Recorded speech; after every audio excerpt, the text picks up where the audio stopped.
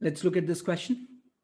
Table represents the sweetness of different items relative to sucrose. Okay. Where sweetness is taken as 1.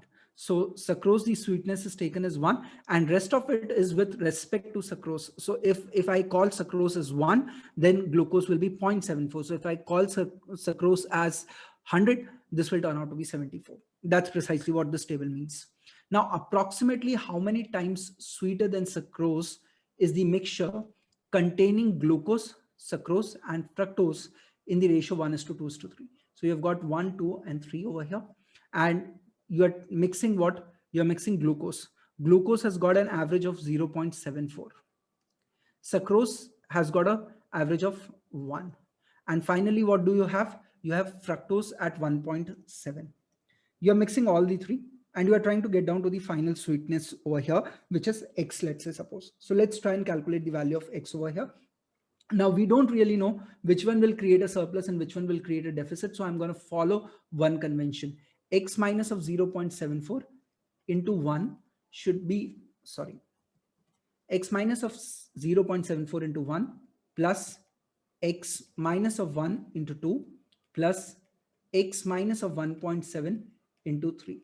That value must be equal to 0. That value must be equal to 0. So let's try and solve this.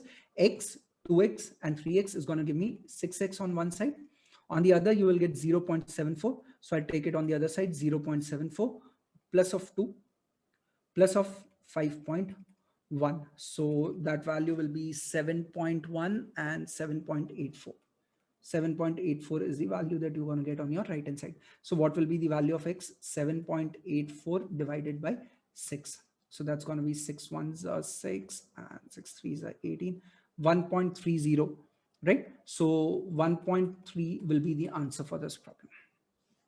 You're looking at approximate value. So 1.3 will be the answer. It is going to be 1.30 something, right? So let me remove this.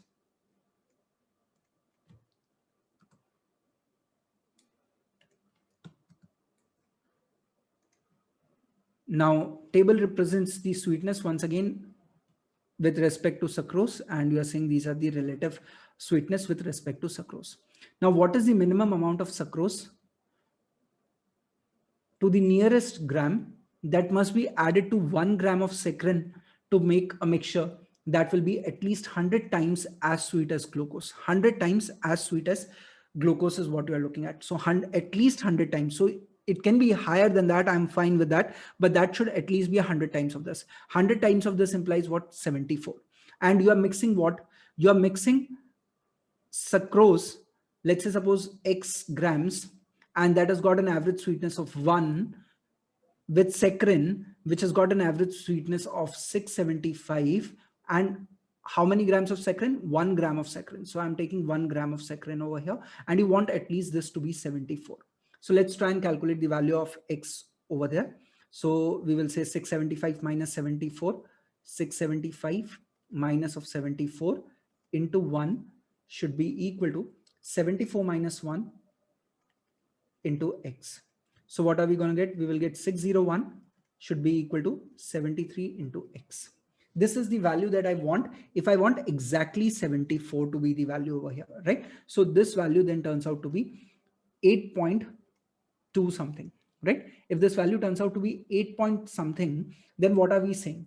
Now understand this thing. If I wish that this 74 grows, now look at this. What was the question saying? It is at least 100 times, so it can grow, right? So if it has to grow, that means it is becoming 75, 76, 77, then this quantity has to come down, right? That is only when the average is going to move towards this. If this quantity increases, so let's say suppose instead of 8.2 grams, I'm taking it 9, 10, 11, then this value is going to move towards 1. And when it is moving towards 1, then it is going to go lower than 74, right? I want it to be at least 74 or greater than 74. That means I want my value to move towards this average, and hence this quantity should be more. So value of X should be less than or equal to an 8.2 at least, right? So if the value has to be less than this, and they're looking at the minimum value of sucrose, that has to be minimum out of the options. So 8 is the correct value. That is not going to be a problem. So if you put 8 in the value of x, you will find it to be greater than 74.